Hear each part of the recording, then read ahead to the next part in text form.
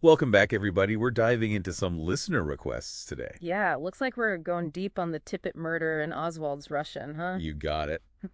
We got some great articles from the Dealey Plaza Echo to guide us. This stuff is really fascinating. It is, and it's amazing how even after all these years, these details still get people talking. For sure. Okay, let's start with Officer Tippit. Sound good. Chris Scally's article in the Echo really digs into the whole mystery surrounding Tippit's location when he was killed. Like, we all know he was killed shortly after Kennedy, but why was he even in that area in the first place? Right, that's the big question. So what does the official story say? Well, the official story says that Tippit was sent to Central Oak Cliff, by the police dispatcher. But there was this earlier transcript of the police radio recordings that didn't have that order. Interesting. Yeah, so it looked like he just went there on his own. Well, Which, if that were true, that would really throw a wrench in the whole timeline. yeah, I see what you mean. It would raise some serious questions about what Tippit was actually doing there. Exactly. So are we saying there's like a hole in the official narrative? Well, it definitely looks that way. And for years, this discrepancy really fueled a lot of speculation. Was Tippit a dirty cop? Was he involved in something shady? Was he meeting someone secretly? It's really hard to say for sure. So what happened next? Did someone find more information? They did. Scally, the author of the article, actually uncovered a Secret Service transcript of the police radio transmissions. And you're not going to believe this, but it actually supports the order to Tippit. Really? So does that mean mystery solved, case closed? Well, not quite. See, Scally did some really thorough research. He didn't just rely on the transcripts. He actually went back and listened to the original recordings himself. Wow. Talk about dedication. I know, right? Yeah. And he was comparing them with other documents to figure out where all the Dallas police officers were in those hours after the assassination. Makes sense. And based on his analysis, it seems like the order to Tippit was, probably legitimate. He even says that the dispatcher had a good reason to send Tippit to Central Oak Cliff, considering all the chaos. Okay, so what's the issue? Well, the thing is, Scally points out that this dispatcher, the one who sent Tippit, he was super inexperienced, like brand new. You're kidding. Nope. It was only his fourth day on the job. Wow. So maybe he made a mistake or was tricked. It's possible. I mean, was he manipulated into sending Tippit into a dangerous situation?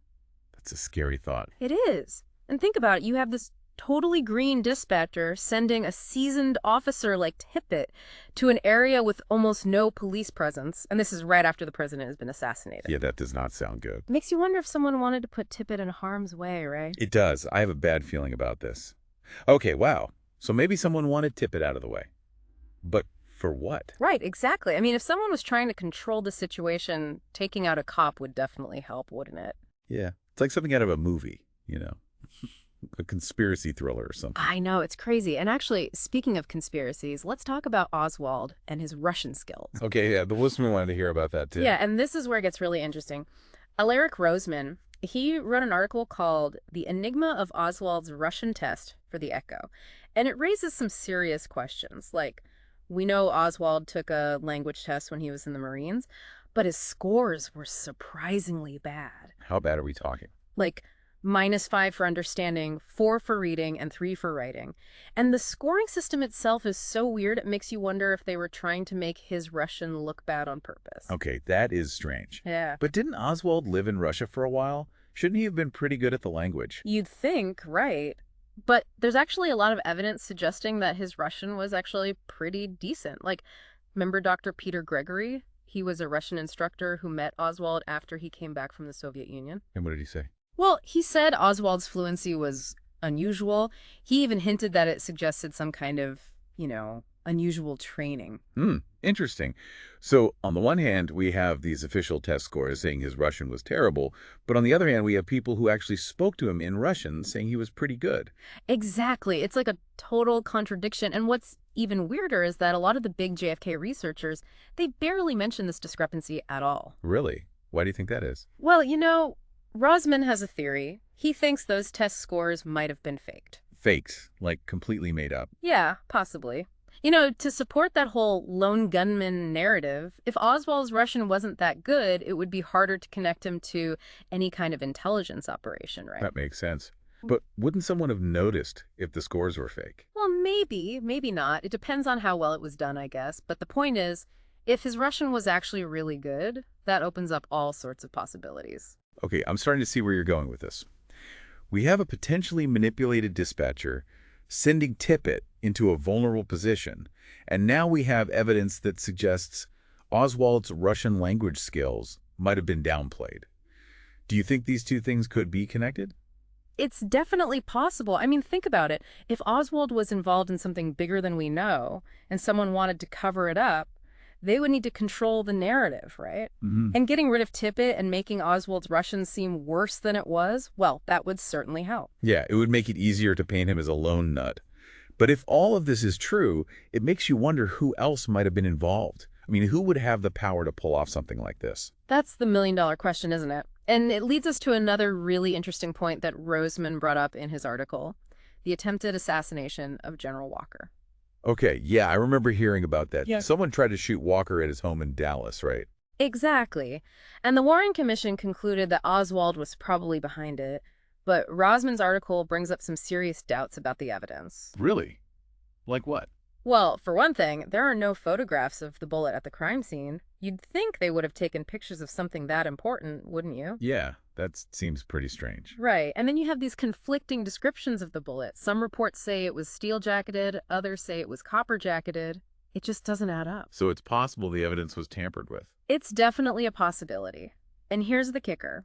General Walker himself, years later, said that the bullet they were presenting as evidence wasn't the real one. He called it a ridiculous substitute. Wait, so the guy they were trying to assassinate is saying the bullet is fake? Yep, that's right. It's pretty mind-blowing, isn't it? Yeah, it is. Why didn't the Warren Commission do more to check if the bullet was real? Seems like they just took it at face value.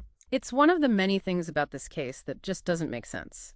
You know, Rosman's theory is that the Walker bullet might have been planted. To make Oswald look guilty. Planted by who? Well, he doesn't say for sure, but he implies that it would have to be someone with a lot of power and influence, someone who could pull strings at a very high level. So let me get this straight. We have an inexperienced dispatcher, potentially manipulated into sending Tippett into a dangerous situation. We have evidence that suggests Oswald's Russian language skills might have been deliberately downplayed.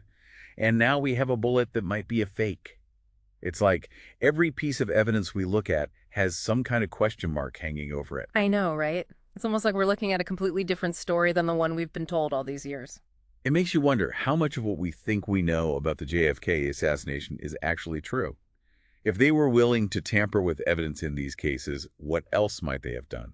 Exactly. And that's what makes this whole thing so fascinating and so frustrating. There's just so many unanswered questions. And sadly, we may never know the full truth. It's true, but it's still important to keep asking these questions and to keep searching for answers, wouldn't you say? Absolutely. Even if we never find all the answers, the process of searching can teach us a lot about ourselves and about the world we live in. And who knows, maybe one day someone will uncover that one piece of evidence that changes everything. It really is a fascinating mystery. And you know what else is strange? Those Russian test scores. Rosman's article goes into some pretty specific numbers, and it makes me think there might be even more to this whole language proficiency thing than meets the eye. Oh, yeah, absolutely. Like the fact that Oswald supposedly got 4 more answers right than wrong in the reading section, that little detail actually tells us something pretty important. Okay, I'm all ears. What is it? Well, think about it. To get that score, the total number of questions on the reading section had to be an even number, right? Yeah, that makes sense. But then, in the writing section, where he got 3 more right than wrong, the total number of questions had to be an odd number. Wait, hold on. So the test itself wasn't consistent. It doesn't seem like it, which means it's practically impossible to really compare those scores or figure out how good his Russian actually was. That's wild. So the test itself is messed up. Exactly. And Rosman points out something really interesting here. He says, if there's one thing the Department of the Army would have standardized, it would have been the number of correct answers you need to pass the test. Right, so instead of just looking at the overall score, maybe we need to think about how many questions Oswald had to answer to get a certain number right. Exactly. Like, let's say he needed 10 correct answers to pass the reading part. To get 4 more right than wrong, he would have had to answer 16 questions total, you see. Yeah, I follow. But to get 20 right, he would have had to answer 36. Wow. Okay. So maybe by looking at the structure of the test itself, we can get a better idea of how good his Russian actually was. Exactly. And when you crunch the numbers that way, it suggests that maybe, just maybe, Oswald wasn't quite as bad at Russian as those scores made him look. Sam, they were intentionally trying to hide his true abilities, right? Make it seem like he wasn't as smart as he might have been. Right. And this ties back into the idea that maybe someone messed with his military records. Why go to all that trouble to change a few test scores unless you were trying to hide something bigger? I guess if someone was going to manipulate those scores, it makes you wonder what else they might have changed or left out to make the story fit their version of events, right? It's like trying to solve a puzzle, but someone keeps switching the pieces around on you. You're never quite sure what the real picture is supposed to look like. That's so frustrating. It is, but it's also a good reminder that things are not always as simple as they seem, you know? Right. We have to be willing to question what we think we know and be open to the possibility that there might be more to the story than we've been told. Well said. I think that's a perfect takeaway from our deep dive into Officer Tippett's murder and Lee Harvey Oswald's Russian language skills. Absolutely. We've seen some really interesting things here, haven't we? And learned that maybe some of the evidence we thought was solid might not be as clear-cut as we thought. It really makes you think, doesn't it? Yeah. I mean, after all these years, we still don't have all the answers about the JFK assassination. Yeah. And that's okay. But what's important is that we keep asking the questions and we keep looking for the truth, wherever it may lead. Well put. It's a reminder that history is complicated and messy and that we should never stop digging for the truth, even when it's hard to find. Couldn't agree more. Thanks for joining me on this deep dive. Until next time, everyone, keep searching for those hidden truths. You never know what you might uncover.